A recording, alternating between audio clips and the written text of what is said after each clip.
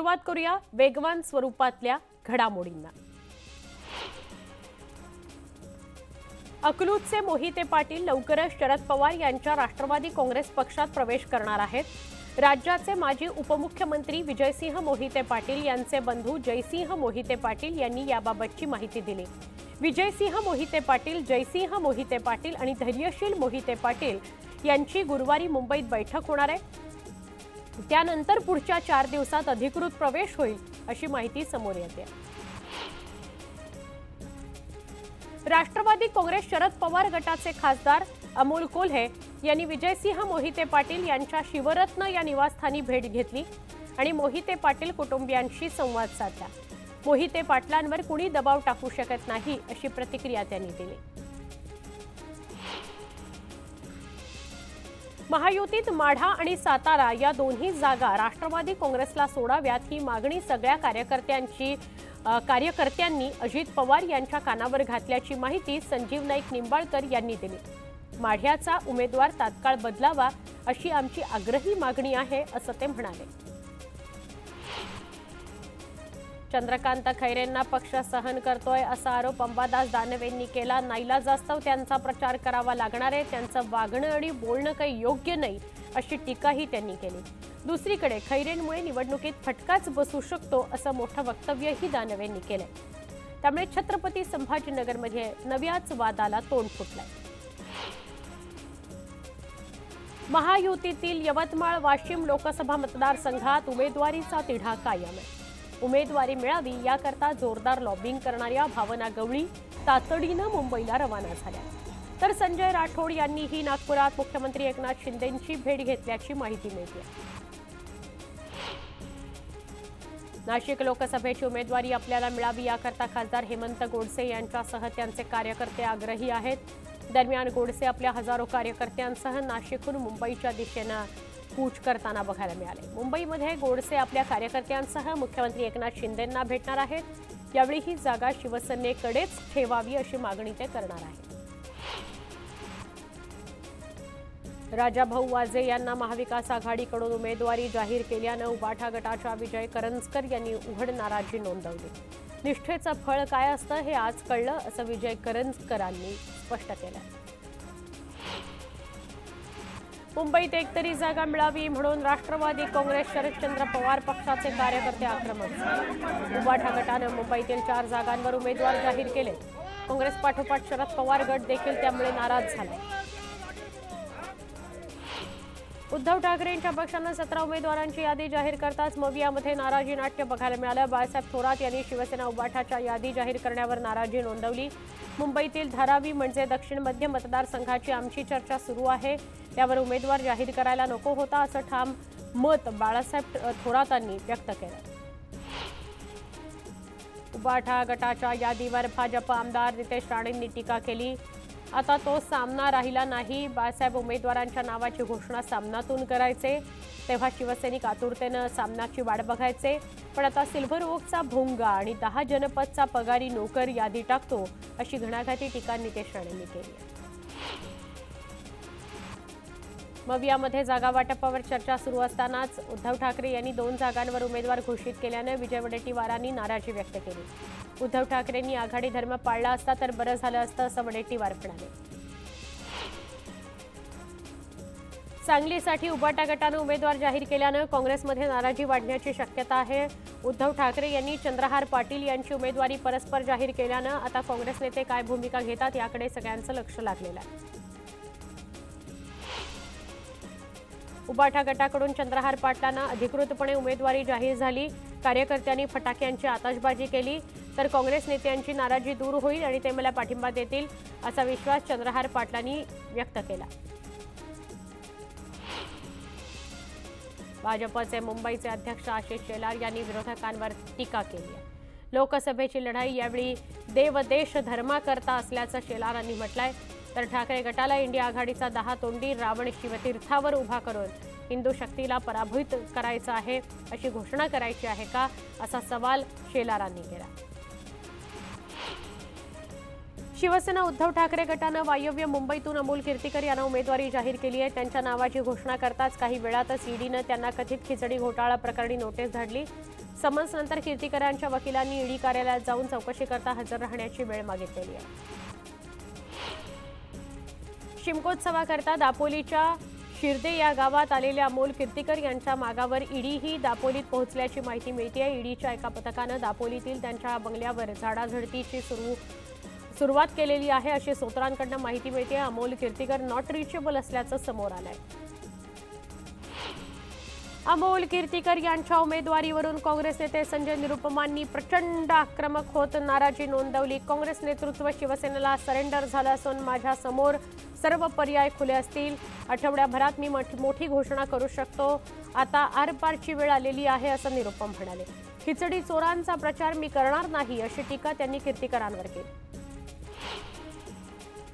जागा वाटपावरून संजय निरुपम यांनी काँग्रेस पक्षावर कडकडून टीका केली। नाना पटोले यांनी नाराजी नोंदवली आहे। निरुपम यांच्यासारख्या नेत्यांनी असं वक्तव्य करणं निषेधार्ह आहे असं ते म्हणाले। त्यांना पक्षानं खूप काही दिलंय, आता स्वार्थ साधला गेला नाही म्हणून आपण असं वक्तव्य करणं चुकीचं आहे असं ते म्हणाले। शिवसेना नेते रामदास कदम यांचा मुलगा सिद्धेश कदम यांनी सोशल मीडियावर पोस्ट केली। गोरगरिबांच्या ताटातील खिचडी हिसकावून खाण्याची ज्यांनी कीर्ती केली त्यांना आता केलेल्या पापाचं मोल कळेल असा उल्लेख त्यांनी केला। अमोल कीर्तीकर हे ईडी किंवा इतर यंत्रणांच्या माध्यमातून होणाऱ्या कारवाईच्या अग्निपरीक्षेतून सही सलामत बाहेर येतील असा विश्वास विनायक राऊतांनी व्यक्त केला। राज्यकर्त्यांकडून ईडीच्या माध्यमातून मवियाच्या उमेदवारांना लक्ष्य करण्यात येत असल्याचा आरोप त्यांनी केला। वर्षा बंगल्यावर मुख्यमंत्री एकनाथ शिंदे यांच्या उपस्थितीत महायुतीची महत्त्वाची बैठक होणार आहे। यावेळी जागा वाटपावर चर्चा होणार असून अजित पवारही या बैठकीला उपस्थित राहतील अशी माहिती मिळते आहे।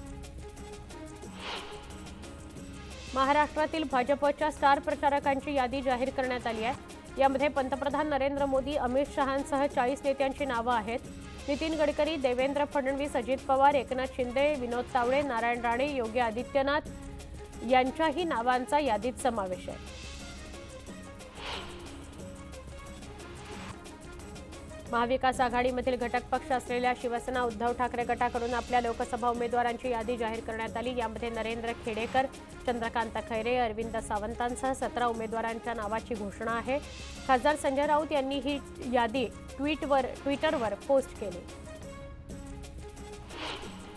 प्रकाश आंबेडकरांनी महाविकास आघाडीतून बाहेर पडण्याची घोषणा केली आहे। यावेळी प्रकाश आंबेडकरांनी मनोज जरांगेंसोबत नवी आघाडी केली आहे। मुस्लिम जैन समाजाला उमेदवारी देणार जास्तीत जास्त उमेदवार गरीब वर्गातले असणार असं प्रकाश आंबेडकर म्हणतात। मराठा आणि वंचित युती कधीही होणार नाही असं वक्तव्य मराठा क्रांती मोर्चाचे समन्वयक दिलीप पाटील यांनी केलंय। कोपर्डी घटना मराठे अद्यापही विसरलेले नाहीत। आंबेडकरांसोबत युती केली तर तो कोपर्डीच्या ताईवर अन्याय होईल असं दिलीप पाटील म्हणाले।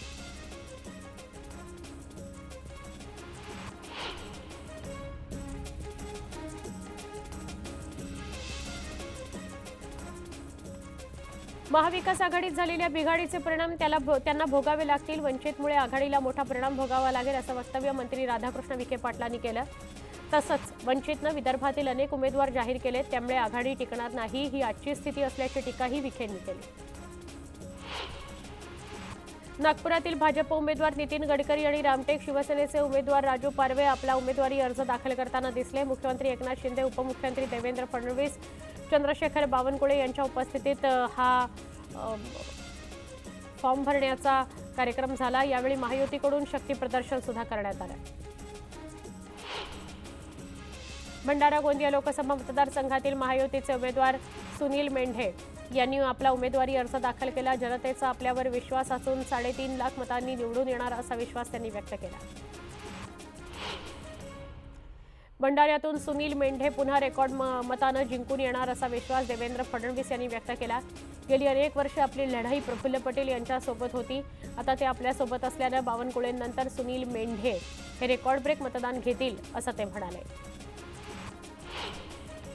गडचिरोली चिमूर लोकसभा क्षेत्रात इंडिया आघाडीचे उमेदवार डॉक्टर नामदेव किरसाल यांनी उमेदवारी अर्ज दाखल केला। यावेळी भव्य मिरवणूक काढत शक्ती प्रदर्शन करण्यात आलं। काँग्रेस नेते विजय वडेट्टीवार यांनी शिवसेनेवर जोरदार टीका केली आहे। शिवसेनेचा एकही खासदार निवडून येणार नसून निवडणूक लढवण्याचा हा त्यांचा शेवटचा प्रयत्न आहे, अशा शब्दात वडेट्टीवार यांनी टोला लगावला। काँग्रेस उमेदवार डॉक्टर प्रशांत पडोळे यांनी भंडारा गोंदिया लोकसभा निवडणुकीकरता उमेदवारी अर्ज दाखल केला। यावेळी प्रदेश अध्यक्ष नाना पटोले यांच्यासह महाविकास आघाडीचे अनेक नेते, माजी मंत्री तसंच हजारो कार्यकर्ते उपस्थित होते। लोकसभा निवडणुकीत गोंदिया जिल्ह्यातील उमेदवार नसल्याने जनता नाराज झाली। महाविकास आघाडी असो वा महायुती दोन्हीकडून बाहेरचा उमेदवार दिल्यानं नाराजी नोंदवली गेली। जिल्ह्यातील उमेदवार नसल्याने विकासाला खीळ बसेल असं मत व्यक्त करण्यात येत आहे। अनुसूचित जागेकरता राखीव असलेल्या शिर्डी लोकसभा मतदारसंघात शिवसेना उद्धव ठाकरे गटाने अखेर बाजी मारली आहे। खासदार भाऊसाहेब वाकचौरे यांची उमेदवारी जाहीर केली आहे। शिवसेना काँग्रेस भाजप असा प्रवास करून पुन्हा ठाकरे गटात सामील झालेल्या वाकचौरेंवर शिवसेनेनं म्हणजेच ठाकरे गटानं पुन्हा विश्वास टाकलाय। समोर कोणीही असलं तरी विजय माझाच असा विश्वास त्यांनी व्यक्त केला।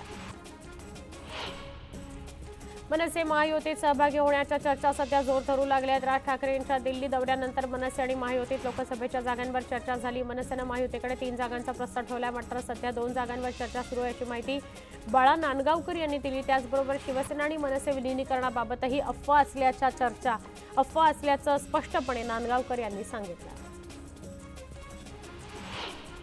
लेटर हेडवर जोपर्यंत सही करून उमेदवारी मिळत नाही तोपर्यंत काही निश्चित नसतं असं मोठं वक्तव्य पंकजा मुंडेंनी केलं। प्रकाश आंबेडकरांनी उमेदवार जाहीर करण्याचा निर्णय घेतला तो योग्यच असल्याचं त्या म्हणाल्या। तर ज्योती मेटे यांची लोकसभा लढवण्याची भूमिका ऐकून आश्चर्य वाटल्याचं त्या म्हणाल्या। बारामती तालुक्यातील डोरलेवाडी इथं तुकाराम बीच साजरी करण्यात आली। या उत्सवाला सुप्रिया सुळे, सुनेत्रा पवार यांनी हजेरी लावली। लोकसभेत एकमेकांसमोर उभ्या राहणाऱ्या या दोघींनी या कार्यक्रमात मात्र समोरासमोर येणं टाळलं। सुप्रिया सुळे येऊन गेल्यावर सुनेत्रा पवार यांनी हजेरी लावली। निवडणूक असल्यानं सगळेच इच्छुक असतात, त्यामुळे नाराज असणं चुकीचं नाही। आमच्या पक्षात लोकशाही आहे, दमदाटी नाही असं वक्तव्य सुप्रिया सुळेंनी केलं। मित्रपक्ष म्हणून आम्ही सगळे एकत्र असल्याचं त्यांनी सांगितलं। नांदेडच्या हिमायतनगर तालुक्यातील अनेक गावांमध्ये पाणी टंचाई निर्माण झाली। पैनगंगा नदी कोरडी पडल्यानं नदीकाठच्या गावांना उन्हाच्या झळा सोसाव्या लागल्या। इसापूर धरणातून पैनगंगा नदीपात्रात पाणी सोडण्याची मागणी करण्यात येते। परभणी जिल्ह्यात पाणी टंचाईच्या झळा तीव्र झाल्या असून अनेक ठिकाणी नागरिक हैराण झाले। तालुक्यातील 10 ते 15,000 लोकवस्ती असलेल्या दैठणा या गावामध्ये 5 ते 6 दिवसाआड पाणी पुरवठा केला जात असून महिलांना पाण्याकरता पायपीट करावी लागते। प्रशासनानं लक्ष देण्याची मागणी करण्यात येते। एसटी बस चालवताना चालक फोनवर बोलत असल्याचा प्रकार बुलडाण्यामध्ये समोर आला। यावेळी प्रवासी मात्र धास्तावल्याचं बघायला मिळालं। फोनवर बोलतानाचा चालकाचा व्हिडिओ व्हायरल होत असून त्याच्यावर कारवाईची मागणी करण्यात येते। देहूत जगद्गुरू संत तुकाराम महाराजांचा वैकुंठ गमन सोहळा पार पडला। यावेळी हवेली तहसीलदार जयराज देशमुख यांच्या हस्ते पुष्पहार घालण्यात आला, तर आरतीचा मान देहू देवस्थान विश्वस्त संतोष महाराज मोरे यांना मिळाला। गंगापूरहून लासूरकडे चारा घेऊन जाणाऱ्या 2 ट्रॅक्टरना महावितरणच्या तारेचा स्पर्श झाल्यानं भीषण आग लागली। यामध्ये ट्रॅक्टरमधील 2ही ट्रॉली जळून खाक झाल्या। हिंगोली शहरालगतच्या वाळूमाता प्रक्षेत्र परिसरामध्ये बांबूच्या वनामध्ये अचानक आग लागली। या आगीमध्ये मोठ्या प्रमाणात बांबू जळून खाक झाले। आगीचं कारण अद्याप अस्पष्ट आहे।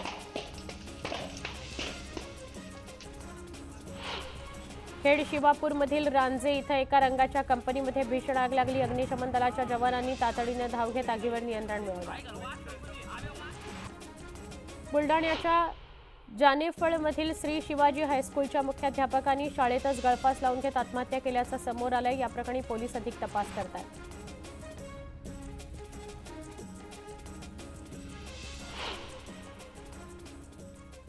एक महत्त्वाची बातमी आहे, मी मतदार बोलतोय हे एक विशेष सेगमेंट आम्ही सुरू करतोय, ज्यामध्ये आम्ही दररोज एका ज्वलंत विषयावर राज्यभरातल्या मतदारांना काय वाटतं हे दाखवण्याचा, हे समजून घेण्याचा प्रयत्न केलेला आहे। आमचा आजचा प्रश्न आहे, जरांगेंनी मराठा उमेदवार उभं करण्याचा निर्णय घेतल्यानं मराठा मतांचं ध्रुवीकरण होईल का? निश्चितच लोकसभेला मनोज जरांगे पाटील यांच्या उमेदवाराला मराठा समाजाने पाठिंबा जाहीर केला तर कुठेतरी फरक पडेल आणि सर्वच राजकीय पक्षांना याचा फटका बसेल। एकंदरीत मराठा समाज हा कुठेतरी दुखावला गेलेला आहे आणि जे प्रस्थापित मराठा समाजाचे नेते आहेत त्यांच्या विरोधात सामान्य मराठा समाज एकत्रित झाल्याशिवाय राहणार नाही आणि त्याच्यामुळे 100% मताचं ध्रुवीकरण होणार आहे। या निर्णयावर कंप्लीट दुर्लक्ष करण्याचं किंवा त्यांना सर्वांना येड्यात काढायचं या समाजाचं काम केलं आहे सरकारनं, म्हणून त्याचा 100% परिणाम नाही जरी झाला तरी 75% का होईना पण परिणाम 100% होणार आहे। सामान्य कुटुंबातल्या माणसाने या ठिकाणी उभं राहिलं पाहिजे, सामान्य कुटुंबातली माणसं न्याय देऊ शकतील असं या ठिकाणी वाटत असल्यामुळं मनोज जरांगे पाटलाच्या पाठीमागे लोक चांगल्या पद्धतीने उभं राहतील। त्यांच्या मागण्यांना दुर्लक्ष करून कुठेतरी आज मराठा समाजाचा अपमान झाल्यामुळे ह्या सरकारला प्रस्थापित लोकांना धडा शिकवण्यासाठी ध्रुवीकरण होणार म्हणजे होणारच। 2024ची ही जी निवडणूक ही आंतरराष्ट्रीय पटलावर भारताचं नाव उंचावणारी ही निवडणूक असल्यामुळे लोक या ठिकाणी जातीपातीचा विचार न करता विकासाच्या मुद्द्यावर या ठिकाणी मतदान करतील। एखादा उमेदवार लोकसभेला उभा केला तर मनोज जरांगे साहेबांच्या नावानं आणि त्यांच्या लढ्याला यश येईल आणि त्यांना संपूर्ण मतदारसंघ हा पाठिंबा देईल। सामान्य जे लोक आहेत त्यांना वाटतं की हा सामान्य माणूस आपल्यासाठी लढतोय, त्यामुळे त्याच्या पाठीमागे 100% मराठा समाज उभा राहील। नेते मराठा त्यांनी नाही साथ दिली त्यांना, आता त्याच्यामुळे थोडंफार विभाग जाऊ शकतं आणि बाळासाहेब जवळ त्यांच्या संघ असली तर अजून काही फायदा होऊ शकतो त्यांचा। राजकीय दृष्ट्या पाहिल्या तर तसा फायदा कमी प्रमाणात दिसतो, कारण की राष्ट्रवादी काँग्रेस शिवसेना यांच्याकडे पहिलेच मराठा उमेदवार असल्यामुळे ते पक्षालाच टाकतील। सुशिक्षित वर्ग जो आहे तो पक्षाकडेच चालले जाईल, तो डिवायडेशन तर होणार आहे। इनमिन फक्त 60% किंवा 65% मतदान होतं। विभाजन मताचं तर होईलच समजा, पण जे समजा प्रस्थापित बाकीचे जे आहेत राजकीय पक्ष त्यांना त्याचा 100% तोटा होईल। उमेदवार दिला तर त्यांच्या उमेदवाराच्या पाठीमागं मराठा समाज एक मतानं उभा राहण्याचे सध्या तरी चित्र आहे। आंदोलन आज मोठ्या स्वरूपाचं उभा केलेलं आहे। त्यांनी जर उमेदवार दिले तर नक्कीच त्याचा फटका इतर राजकीय पक्षांना बसणार आहे।